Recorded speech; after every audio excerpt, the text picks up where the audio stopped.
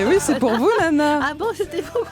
Ronia Pola, ça veut dire Mais bon anniversaire. Oui, ça veut dire vivre plusieurs années, comme ça. C'est ce qu'on vous souhaite. Vous venez de fêter vos 80 ans. Je me permets de vous offrir un cadeau. Ah, merci beaucoup. C'est lourd, c'est un dictionnaire, Nana. Ah, j'espère que ça vous fait plaisir. Oh oui, je le connais, le Petit Larousse, j'en ai plusieurs. Il paraît que vous collectionnez les dictionnaires, vous aimez d'où vient cet amour des dictionnaires? Non, écoutez, les dictionnaires, c'est tout ce qui était de plus important dans ma vie.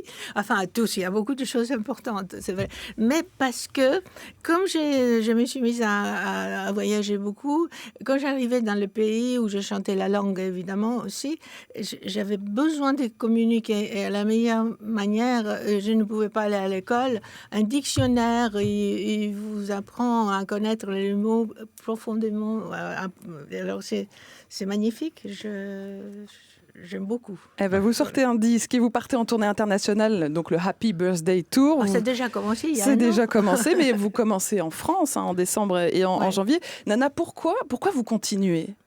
Pourquoi je continue ? Parce que je suis une chanteuse et je suis devenue chanteuse parce que j'aime beaucoup chanter.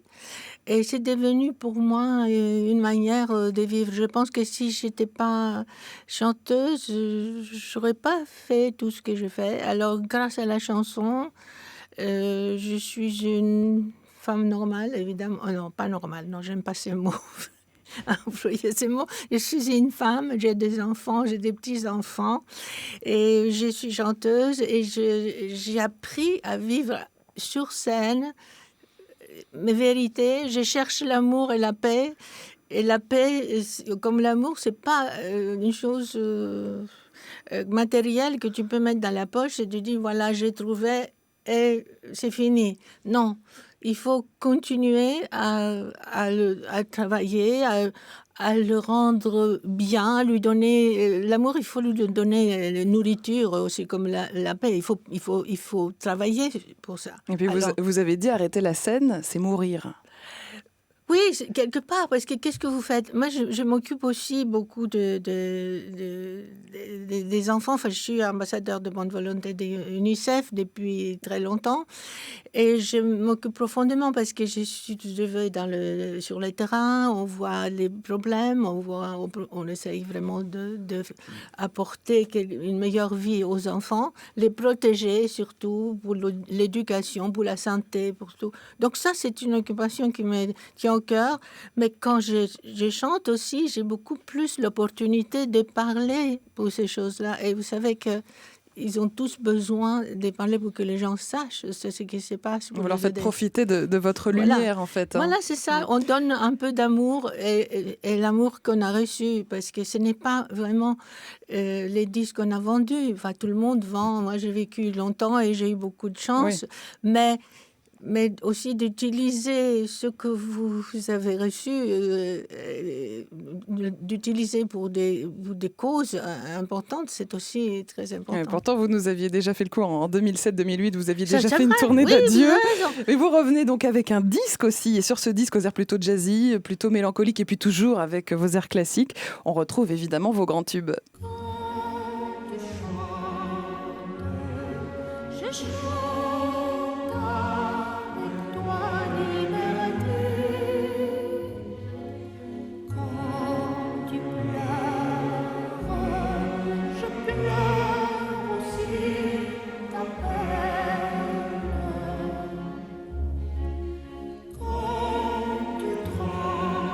Et sur ce disque, le Happy Birthday Tour, Nana, vous chantez aussi de jolies reprises, des chansons, des rencontres qui ont marqué votre carrière. Somewhere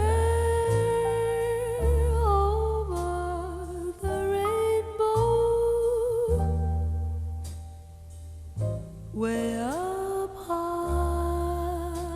Oui. Pourquoi la BO du Magicien d'Oz, Nana ? Magicien d'Oz était très important. C'est un disque d'ailleurs que j'avais enregistré avec Quincy Jones dans les années 60, cette version. Et mon papa était projectionniste au cinéma. Et j'ai passé mes jeunes années, mon enfance, dans ce cinéma. Et la petite scène qui se trouve devant le grand écran, c'était l'endroit où je trouvais à 3-4 ans monter pour rêver, Je regardais la salle vide, mais je rêvais sous les étoiles l'été surtout, parce que c'était un cinéma de plein air. Et plus tard, évidemment, après la guerre, ce film de Wizard of Oz est venu.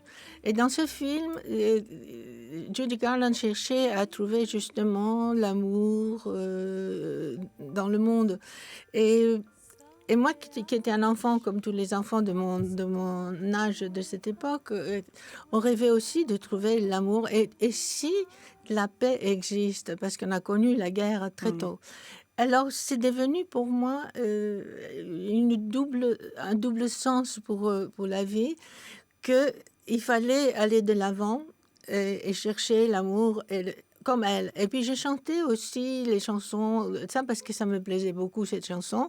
Et finalement, je suis partie avec ce principe d'avoir à côté de toi les trois figures qu'elle avait, qui voulait avoir le cerveau, donc l'épouvantail qui cherchait, il voulait avoir le cerveau. L'autre, le cœur. Le Tin Man, le cœur.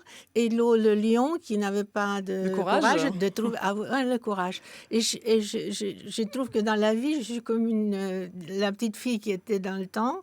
Et puis voilà, je cherche ça exactement. Et dans la vie, pour arriver quelque part, faire ce que vous voulez, il faut avoir ces trois compagnons. Alors, place à une chanson qui symbolise une belle rencontre aussi. Try to remember the kind of September. Oui, avec Harry Belafonte. Harry Belafonte, il était aussi parmi les premiers que j'ai rencontrés dans ma vie, invité tout de suite après Quincy Jones. Et c'était un grand moment de ma vie. Vous étiez une des premières blanches à chanter avec un noir dans les années 60. C'est ça, bien sûr. Et c'était le moment où il y avait beaucoup de problèmes. Évidemment, nous, en Grèce, et puis aussi en Europe, on n'avait pas ce problème de racisme. Pas du tout, parce que les Noirs étaient bienvenus comme tout le monde. Et moi, la plupart de mes chanteurs préférés étaient aussi noirs. Nat King Cole. Alors, mais j'étais la première, c'est vrai. Et après, Miriam Makeba, qui était une merveilleuse chanteuse d'ailleurs. Et ça n'était pas très facile, parce que c'était l'époque où il y avait les Black Panthers, vous savez, il y avait un mouvement très, très agressif. Mais vous voyez, on a trouvé quand même la paix. Et oui, et vous avez fait le disque avec Harry Belafonte. Je pense que les années 60, ils ont apporté beaucoup de progrès. Et on est arrivé à réussir des issues qui étaient humaines. Déjà, il y a le droit de l'homme, il y a plein de choses qui se sont passées, la libération de la femme. Donc, c'est quand même une époque qui arrivait à obtenir dans la vie des libertés, beaucoup d'amour et de paix. Évidemment, rien n'est pour toujours. Ça, j'ai appris aussi dans la vie que le bonheur et le malheur, ils sont très près. Parce que tu ne peux pas connaître bien l'un sans savoir ce que c'est l'autre. Et puis aussi, il y a quelque chose d'important, que les deux ont une fin.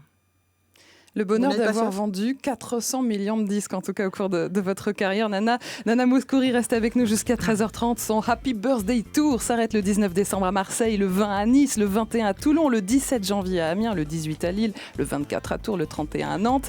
Et dans quelques secondes, Allô les stars avec le grand, l'immense Thierry Garcia, au moins 1m90. France Bleu, France Bleu.